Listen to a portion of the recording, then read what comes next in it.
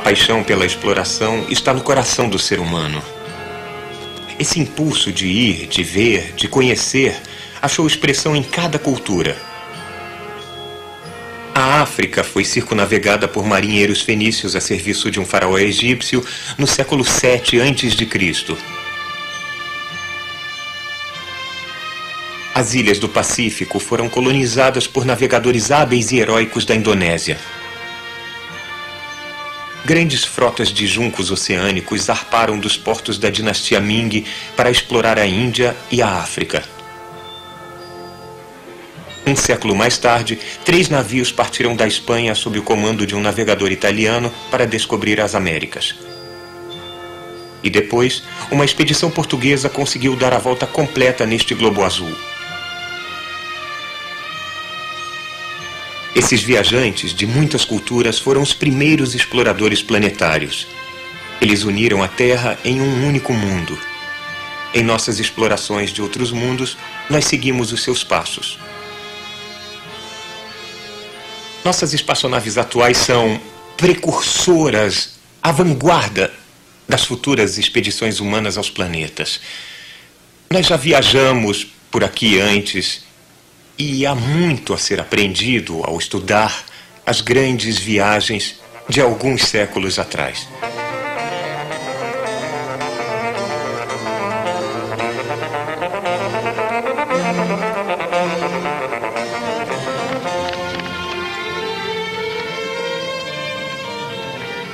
No século XVII, os cidadãos da nova República Holandesa seguiram um curso de vigorosa exploração planetária. A Holanda, na época, era uma sociedade revolucionária.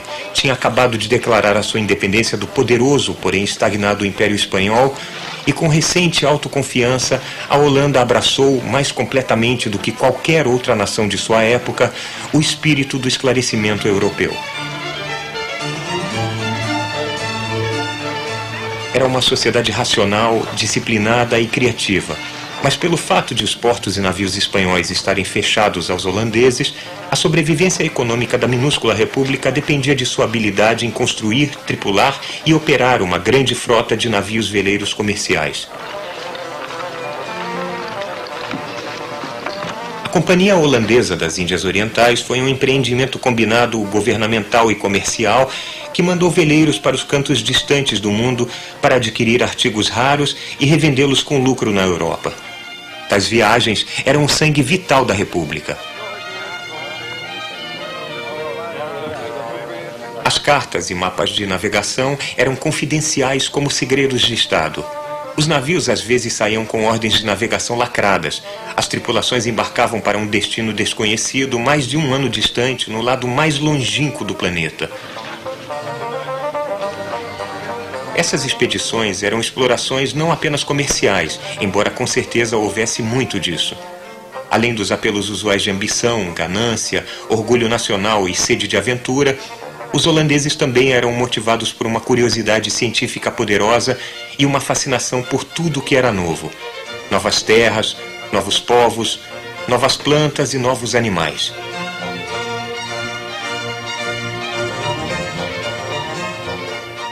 Este prédio, na época a Prefeitura de Amsterdã, ainda atesta a firme autoconfiança de seus arquitetos do século XVII.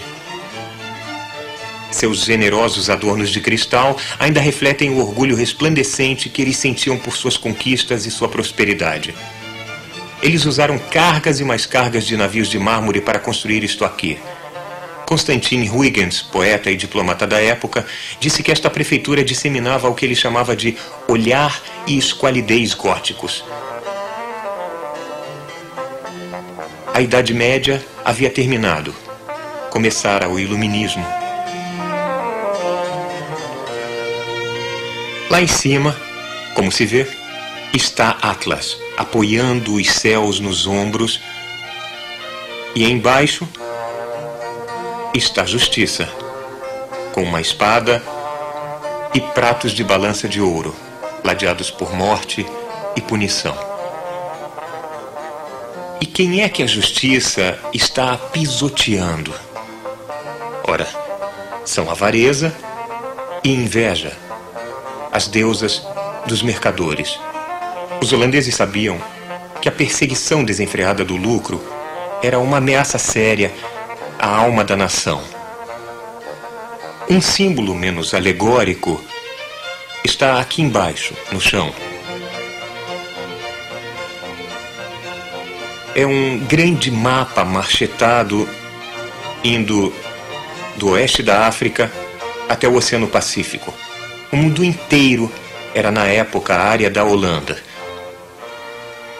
Em um ano típico, muitos navios veleiros navegavam metade do mundo até o Extremo Oriente em viagens de exploração e descobrimento, de comércio, jornadas que levavam anos para serem cumpridas, descendo pela costa oeste da África, pelo que eles chamavam de Mar Etíope, margeando a costa sul da África, através do Estreito de Madagascar e passando pela ponta sul da Índia até as Ilhas Molucas e a atual Indonésia.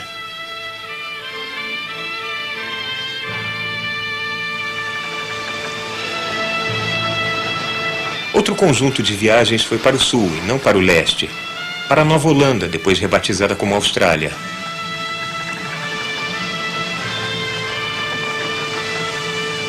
E ainda outras jornadas aventuraram-se através do Estreito de Malaca até o Império da China. Mas a Holanda era um país pequeno, forçado a viver de expedientes. Havia um forte elemento pacifista em sua política externa. Jamais, antes ou depois, a Holanda gabou-se de tal imensa galáxia de cientistas, matemáticos, filósofos e artistas. Rembrandt e Vermeer. Pelo fato da Holanda ser tolerante com opiniões não ortodoxas, ela era um refúgio para os intelectuais que fugiam do controle mental e da censura de outras partes da Europa. Tanto quanto os Estados Unidos beneficiaram-se enormemente nos anos 30 do êxodo de intelectuais da Europa dominada pelos nazistas. E foi assim que a Europa do século XVII foi o lar do grande filósofo judeu Spinoza, que Einstein admirava tanto, de René Descartes, uma figura central na história da filosofia e da matemática, e lar de um cientista político chamado John Locke, que teria uma influência poderosa e profunda em um grupo de revolucionários com inclinação filosófica chamados Paine, Hamilton, Adams, Franklin e Jefferson. A Universidade Holandesa de Leiden ofereceu o cargo de professor a um cientista italiano chamado Galileu, que tinha sido forçado pela Igreja Católica, sob ameaça de tortura, a desdizer a posição herege de que a Terra girava em volta do Sol, e não vice-versa. Galileu tinha laços estreitos com a Holanda. Seu primeiro telescópio astronômico era baseado em um óculo de alcance de fabricação holandesa, e com ele, Galileu descobriu as crateras da Lua, as fases de Vênus e as 4 grandes luas de Júpiter. Virar uma força exploratória também fez da Holanda um centro intelectual e cultural. O desenvolvimento da tecnologia de navios veleiros estimulou a tecnologia em geral. O problema-chave para a navegação no mar era a determinação da longitude. A latitude podia ser determinada facilmente. Quanto mais ao sul você estivesse, mais constelações veria. Mas a longitude requeria uma marcação precisa do tempo. Um relógio de bordo preciso continuaria a marcar a hora do seu porto de partida. As estrelas que nasciam e se punham dariam a hora local, e a diferença entre as duas diria a distância percorrida para leste ou oeste. O avanço tecnológico requeria a busca mais livre possível do conhecimento. Então, a Holanda tornou-se a principal editora e vendedora de livros da Europa, traduzindo obras escritas em outras línguas e publicando livros que tinham sido censurados em outros lugares.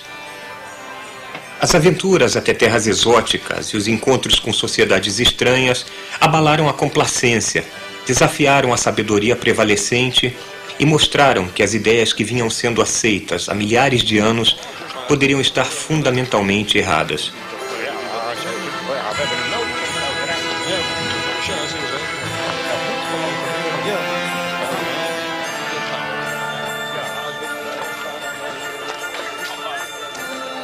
Numa época em que reis e imperadores governavam a maior parte do planeta, a República Holandesa era governada, mais do que qualquer outro poder do mundo, pelo povo.